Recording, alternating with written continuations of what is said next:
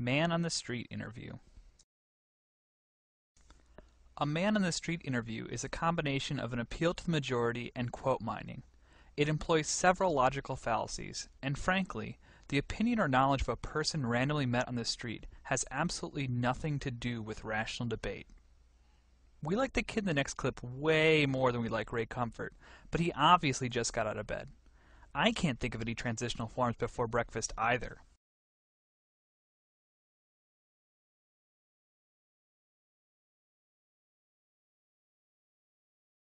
Can you give me any example of a transitional form, going from one kind of an animal to another kind?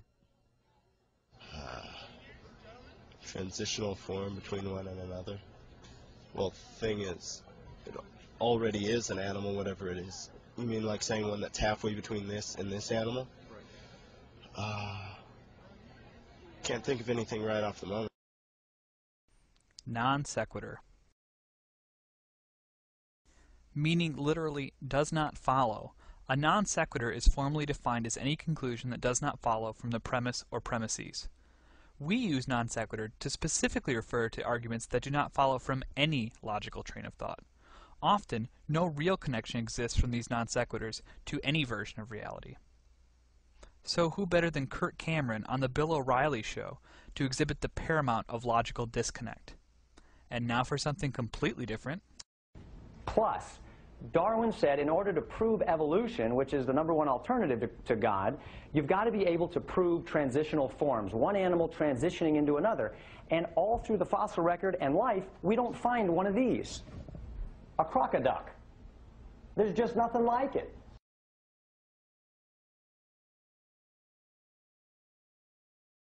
God is a very, very bad engineer. I mean, an engineer who have designed an eye with the optic nerve having to cross the retina will be fired. Red herring. A red herring is not so much a logical fallacy as a distraction technique. In response to an opponent's position, an irrelevant point is made. It can even be a valid point, but it does nothing to address the issue. The red herring is another common creationist tactic. Watch as John Pendleton dodges an argument about the age of natural fossils with the discussion of a boot. Some say, well, you need a long period of time to make fossils. Well, there's lots of fossils out there. Here's one of my favorite ones. This is a cowboy boot. This was found in West Texas. And the right-hand image here, we see that the poor cowboy broke his leg, and his leg and foot stayed inside the boot. Now, they did a scan of the toe section. All 5 toe bones are in there. It's all fossilized. This was found in the 1980s.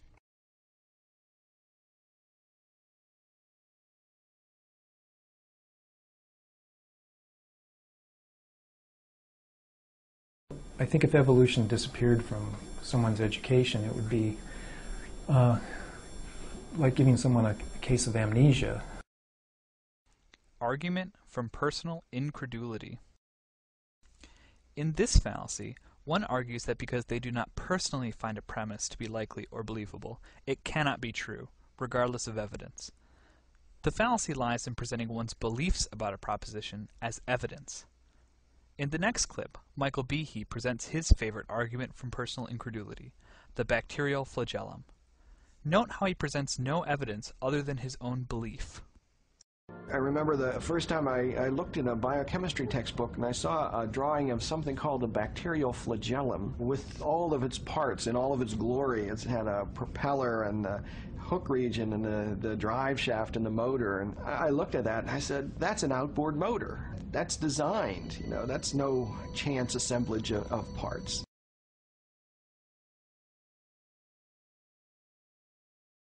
Source of a lot of confusion. When scientists talk about fact, they're talking about confirmed observations. And facts are interesting, but they're not terribly exciting. They don't do a whole lot for you. Facts are a dime a dozen. There's facts all over the place. Theories are the most important things in science. Theory to a scientist means explanation. Argument from ignorance. In this fallacy, an appeal to ignorance is made as one argues either that a premise is true only because it has not yet been proven false, or that a premise is false only because it has not yet been proven true. The God of the Gaps argument usually begins with an appeal to ignorance. The Orange Lady stumbles through an appeal to ignorance as she claims science has not yet given a good explanation for abiogenesis, which is true, but absence of evidence is not evidence of absence.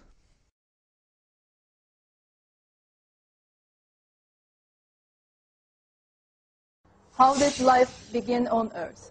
Evolution tells to this question that life began on Earth with a single cell suddenly appears. But we know that there is no room for chance in nature.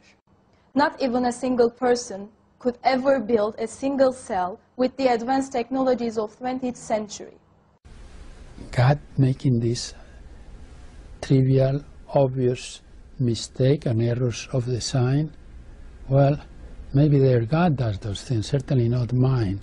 I don't want to have to worship a God that it is not smart enough to do as well as a human engineer.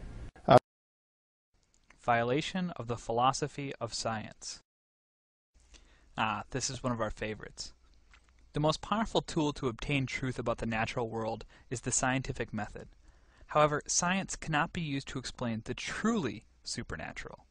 Whether or not you believe the supernatural exists, science makes no comment on the supernatural. Lee Strobel is the grand violator of the philosophy of science. First, he stated that science made him an atheist, and then he stated it made him believe in God. It can do neither. Get a spine, Lee. Because I believe that by doing science, we find God.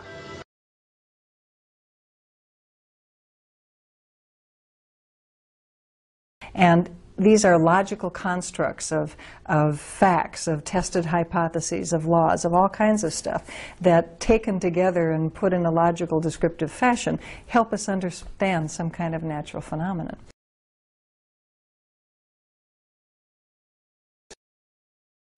Equivocation. An equivocation is the misleading use of a word with more than one meaning. In creationism arguments, the most common equivocation is the word theory. In science, theory means a logically coherent model well supported by evidence. In popular usage, the definition of theory is closer to conjecture or opinion. Do not confuse the two. We see here creationist fallacies are not limited to Christianity. This Islamic gentleman is also having difficulty understanding the meaning of the phrase, theory of evolution.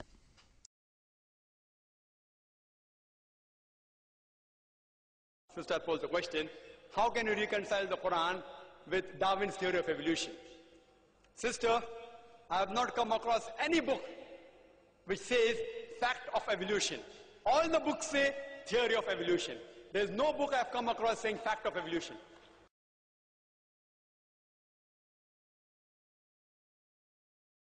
Source of a lot of confusion.